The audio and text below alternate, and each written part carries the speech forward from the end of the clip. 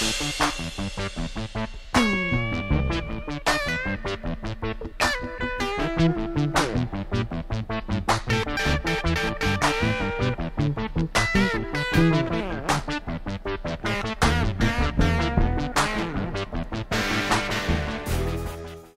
I tell you, I've been doing some research on you, and you've done a lot of stuff.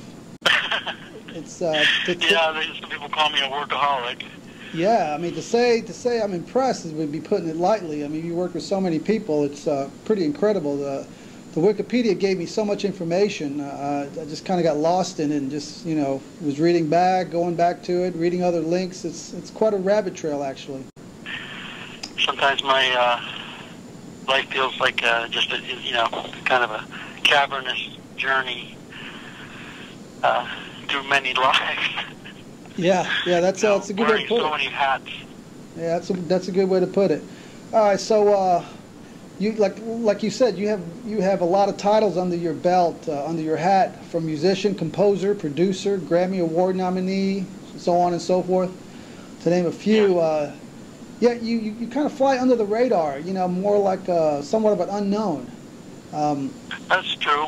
I mean, I have been in the press somewhat, and just lately I've been doing a considerable amount of interviews, some live radio interviews, and some internet magazines, some print magazines. I was just featured in a Goldmine interview, magazine interview, and I was in the Miami Times about 3 or 4 days ago, and they put my name in the headline of the article about the 10 greatest moments in the history of The Who, and that's a really good article. I don't know if you saw that. I'm gonna have to go check that out. So here you are. You're on just a few more weeks, another week or so before The Who kicks off their 50th anniversary, April 15th in Tampa, Florida. Tell me, I know you're titled musical director, musical directions. What does a musical director do? What's the job duties entail? Yeah, that's a common question because it's like a mysterious. What does a musical director do? Well, part of my job is to score all the music.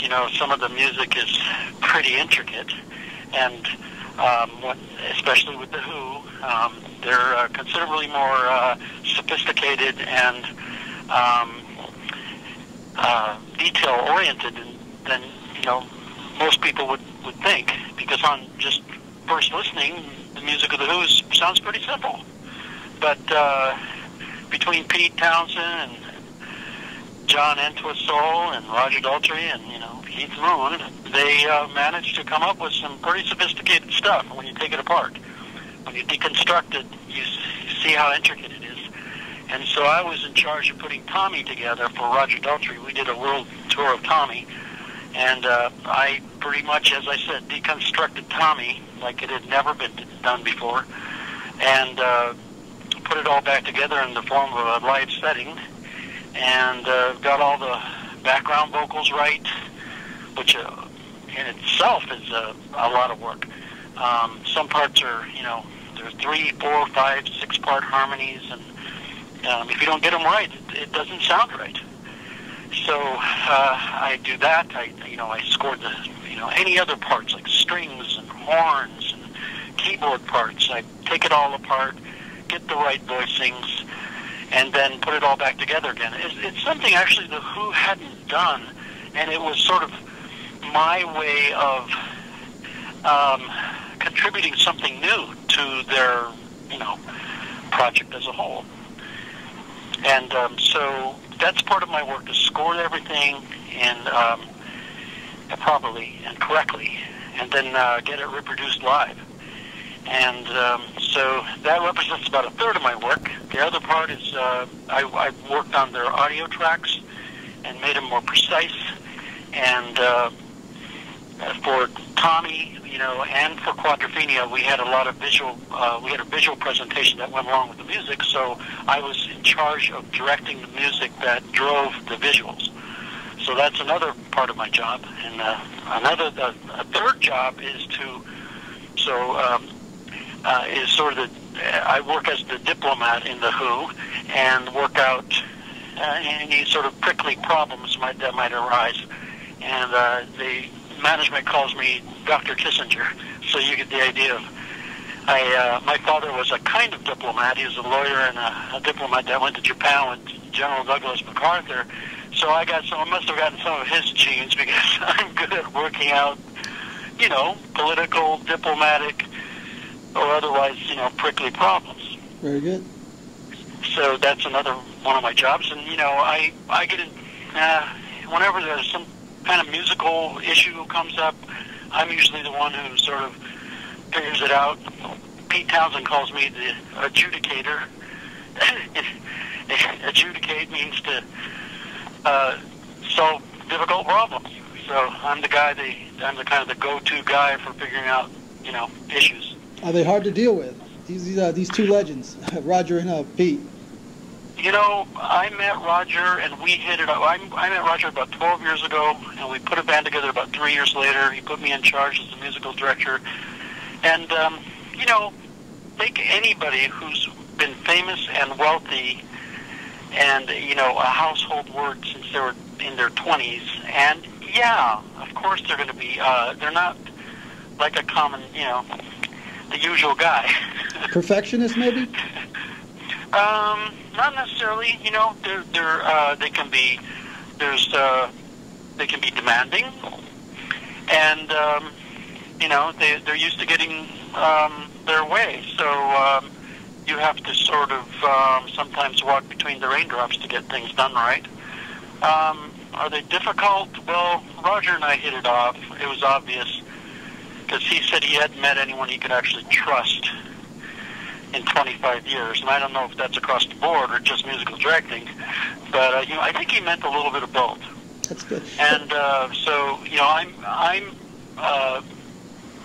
Roger was Roger's right-hand man, and he recommended me for the Quadrophenia Tour. Well, he recommended me for the Olympics in 2012, and I began working with Pete on that. And so he got a taste of what it's like to work with me during the Olympics, and then Roger wanted to bring me on the Quadrophenia Tour, persuaded Pete to take me on. Pete gave me a chance. I put Quadrophenia together. It took about 4 months to put it all together, and it became very successful. I think they were lauded for, playing Quadrophenia like it had never been played before. Very cool. Hey, going back to your job title, does that entail you maybe hiring some musicians for the tour? Yes, that's my fourth job is to, whenever we need someone, like we actually needed a drummer when Zach had some physical issues, medical issues, and so I brought on Scott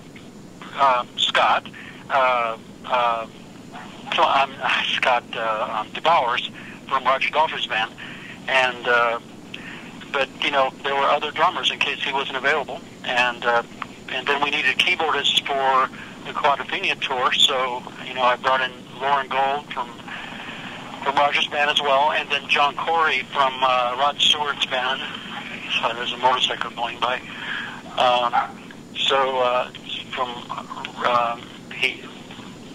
John Corey played with the Eagles and with Rod Stewart and a bunch of others. He's a pretty big name songwriter himself, and he came in and he's done a brilliant job playing the piano. And then we needed a horn player, and I wound up saying to Pete, well, it doesn't take a virtuoso to play the horn parts, so why don't I do it? He goes, well, I think you found yourself a place on stage. That's how I wound up playing on stage with the Who. Awesome. So you worked your way in, huh? Well, it was either that or I had to hire horn players, too, for the Quadrophenia Tour. So I called up USC and found a couple of guys there who play multiple brass instruments, and I auditioned them, and they turned out to be great.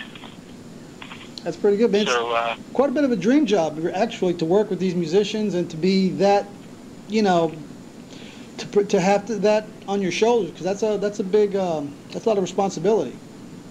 It sure is. So I wrote a musical called The Door, and we have aspirations of taking it to Broadway.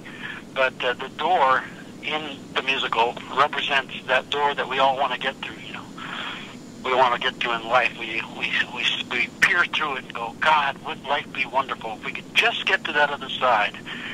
And so what I told the cast when I put on this production with my partner, I told the cast, I gave them a speech, and said, what happens, what I find when you get through the door is that you're burdened with a whole new set of responsibilities. And yeah, you get paid more and you get known more, but it's you take on a lot.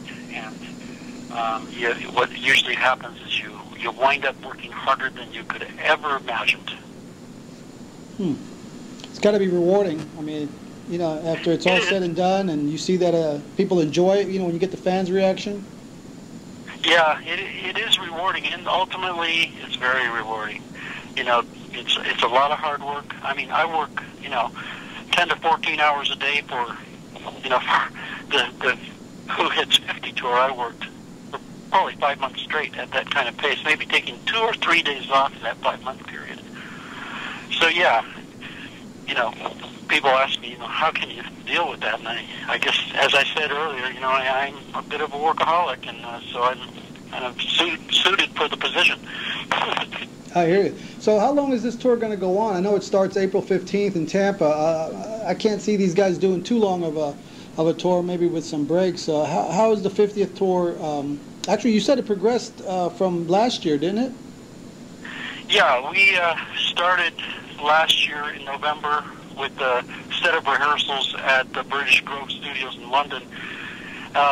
Pete had in mind to record everything to see how they sound, so we had we can capture all the parts to Pro Tools and listen back if needed, and piece it apart, take it apart in that fashion. But soon after that, we toured for about a month in the UK. We had a couple of shows lined up in Ireland. Those were preempted by a show at the Grand Prix in not Dubai, Abu Dhabi. And so we played there, which was a thrill. And then we came back just before Christmas, and then we went back to England to do a makeup show, 2 makeup shows at the O2 in London, and then 1 charity show at the Royal Albert Hall. And so that, as soon as we got back, we just got back on March 27th, and now we're going back out to Tampa to do a few rehearsals, and then do about 7 weeks. It's like May 15th through June 1st. I see. And after we get back from that, we're off for a couple of weeks again, and then we do a tour of Europe. That includes France, Holland, Ireland, and then the Hyde Park show.